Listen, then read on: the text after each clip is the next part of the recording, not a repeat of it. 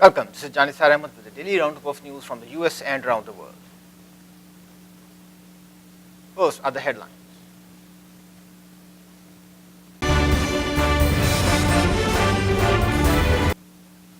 Government to amend Grameen Bank electoral rules again in Bangladesh.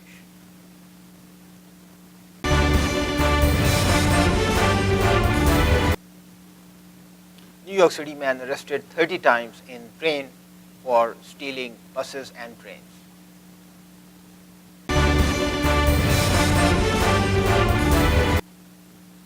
London Mayor Sadiq Khan urges more schools to use knife detectors.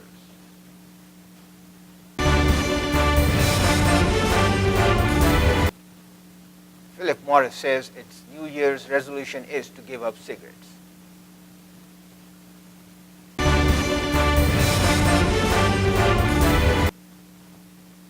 Winter storm threatens eastern coast, bringing temperatures colder than Mars.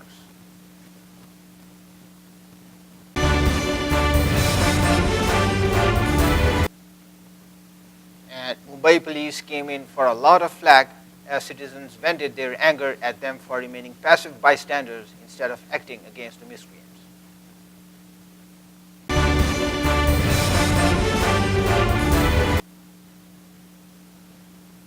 Government to amend Grameen Bank electoral rules again.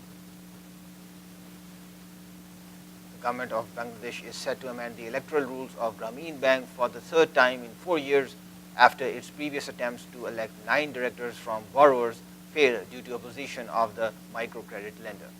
The Banks and Financial Institutions Division has prepared a draft electoral rules and sent it to Law Ministry for vetting. Once the vetting is given, an election commission will be formed to hold the elections, a finance ministry official said.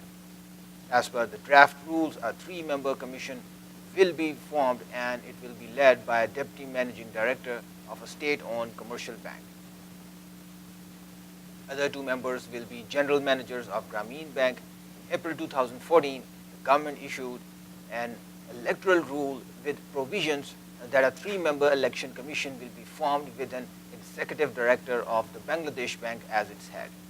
2 other posts were said to be filled up by a general manager of Grameen Bank and a director of the Microcredit Regulatory Authority. Then 9 elected directors of the board protested the government move.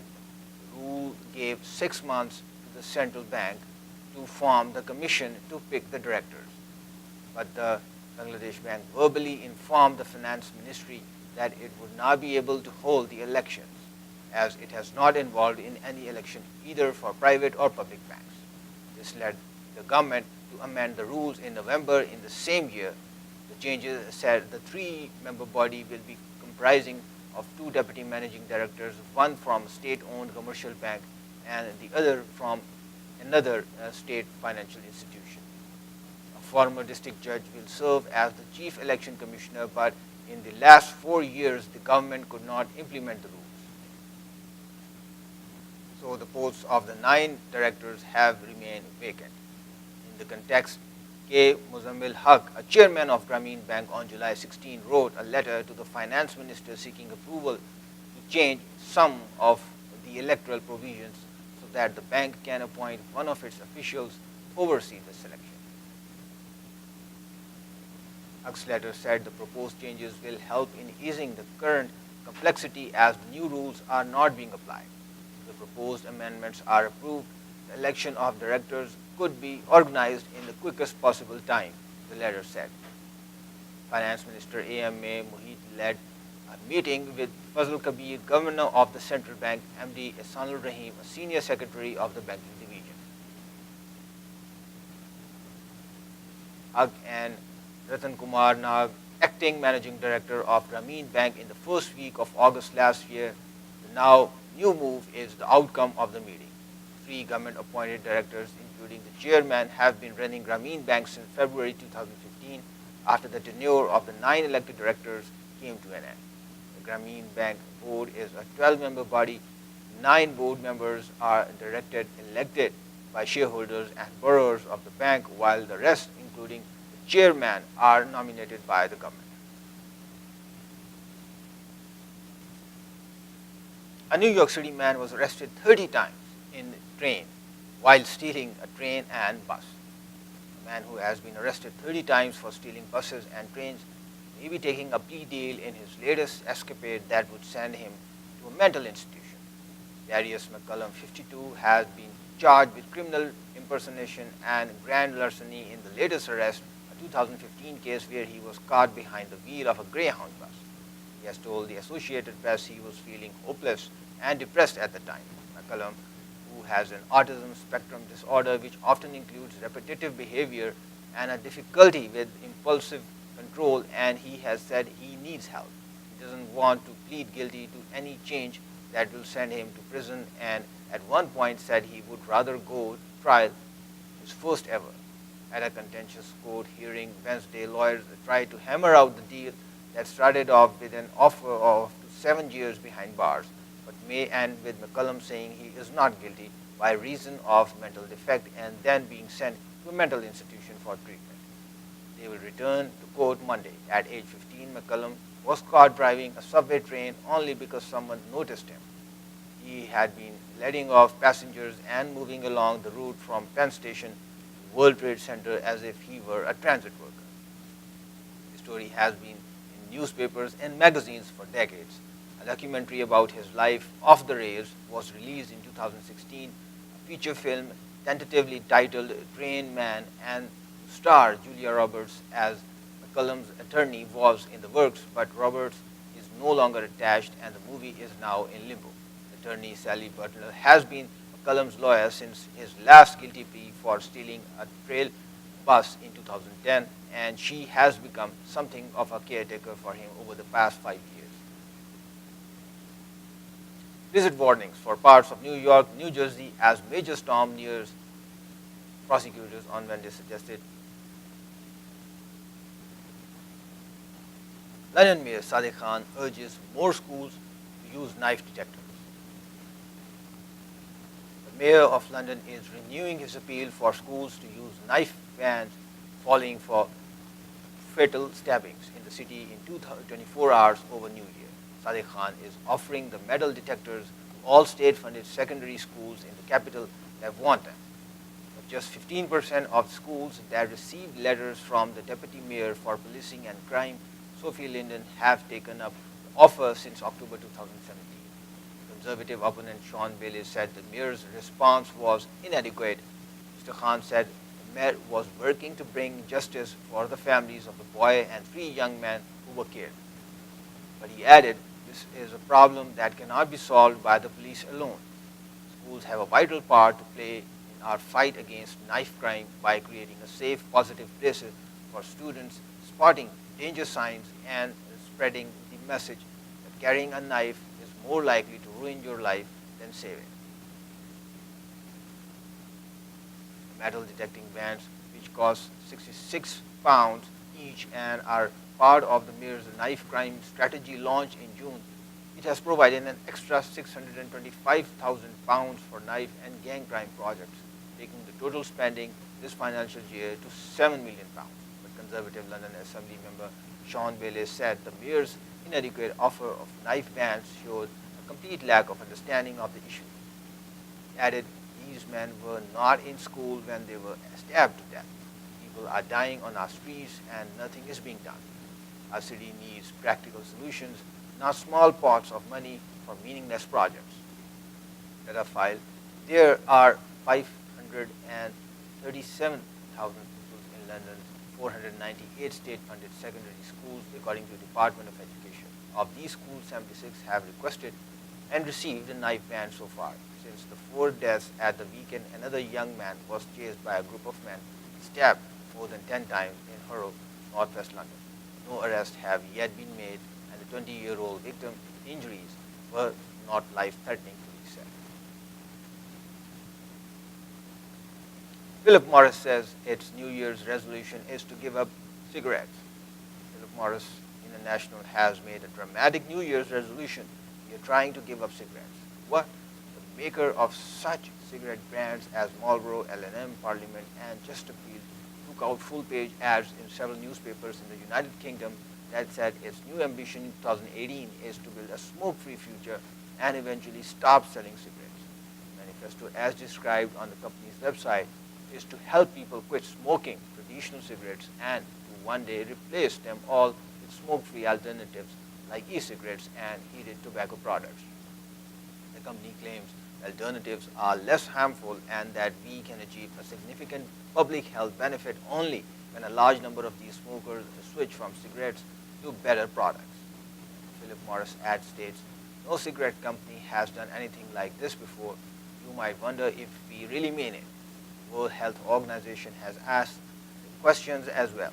The United Nations Health Agency has refused to partner with the Foundation for a Smoke-Free World, which is funded by Philip Morris International. The tobacco industry and its front groups have misled the public about the risks associated with other tobacco products, the World Health Organization said in a September 2017 statement.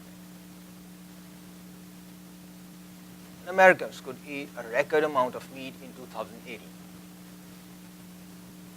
The data in the livestock, dairy, and poultry outlook shows 222.2 pounds of red meat and poultry will be available in 2018. That's a lot of the highest ever documented in records dating back to at least 1970. But before you envision modern menus stocked with steak and bacon, no, this number might not tell the whole story. It does not mean that each and every American is going to eat 222.2 pounds of meat this year, said Liz Helly, an agricultural economist at the USDA. In fact, the number really tells us more about how much the U.S. meat and poultry sector will produce this year. The rise is likely fueled in part by lower prices and more disposable income. Lower animal protein prices and more income this year points to consumer willingness to buy more meat and poultry production in 2018, Helly said. Winter storm threatens eastern coast, bringing temperatures colder than Mars. A massive bombogenesis, an area of rapidly declining low pressure, will wreak destruction on the northeast this week, threatening hurricane-force winter wind gusts and blinding snow. The bombogenesis will result in what's known as a bomb cyclone, and the bomb cyclone expected to strike Thursday will likely dump 6 to 12 inches of snow in New England and herd 40 to 60 miles per hour gusts by the end of this week. Parts of the northeast will be colder than Mars. At Mount Washington Observatory in New Hampshire, temperatures will plunge to minus 35 degrees Friday night into Saturday, weather observers Tyler Reagan said. At last check 7 days ago, the high temperatures on the Mars was minus 2 degrees Fahrenheit. But it's not just New England suffering winter's wrath. Freezing rain, sleet, and snow are smothering parts of the southeast on Wednesday. Florida gets walloped with snow from Maine to Florida. Every East Coast state has at least one weather advisory, winter storm watch, winter storm warning, or blizzard warning. That's 1,500 miles of severe weather alerts. In Tallahassee, Florida, a resident said he's never been so snowy in his 21 years of life.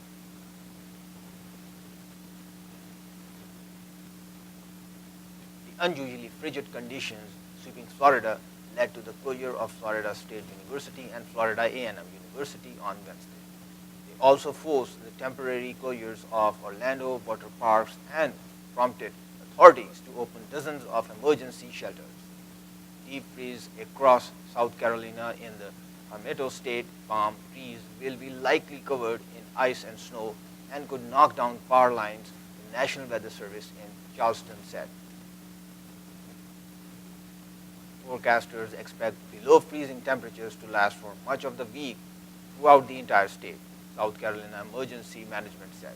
Charleston is slated to get 4 inches of snow late Wednesday. That would be the most in one day since 1989. Runways at Charleston International Airport closed Wednesday, and South Carolina Highway Patrol reported dozens of accidents as snow fell. Authorities urged people to stay off the streets as 1,000 snow plows and salt trucks treated roads and bridges, the state's Department of Transportation said. State of emergency in Georgia. Governor Nathan Deal issued a state of emergency Tuesday for 28 coastal counties ahead of the storm. In photos, it was shown that massive snow was hitting the area.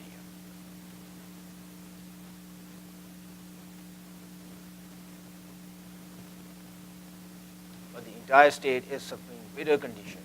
In south central city of Tifton, Matthew Stewart Reid shot drone footage of the snowfall set to the music of Winter Wonderland.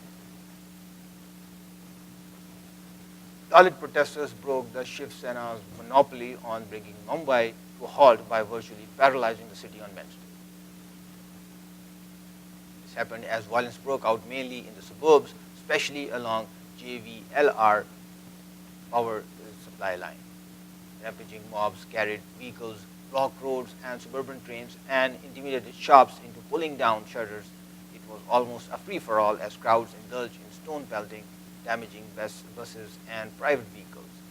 Schools shut and some college exams were postponed while office goers were scared to step out and harried commuters found themselves stranded in trains. But this all happened as Mumbai police came in for a lot of flack because citizens vented their anger at them for remaining passive. Bystanders, instead of acting against the miscreants, a senior BJP minister told Times of India that the police were directed not to use tear gas, patent charge, or any physical force. On Tuesday evening, when the event was declared, many people throughout the Dalit protest would be restricted to a few pockets of the city and that the event would not be disrupted. However, most parts of the city were affected as the law and order machinery proved ineffectual.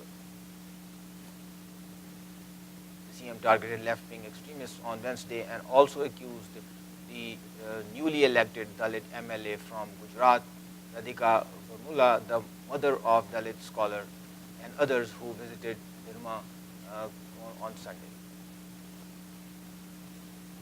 15 places in which more than 50 vehicles, including private cars and bus buses, were damaged. A bus spokesman later said 90 buses were damaged. Thank you very much for watching. Watch us at www.millenniumtv.org and do drop us a line at info@millenniumtv.net. This is John Saramat signing off from Millennium TV USA. We are bridging communities worldwide.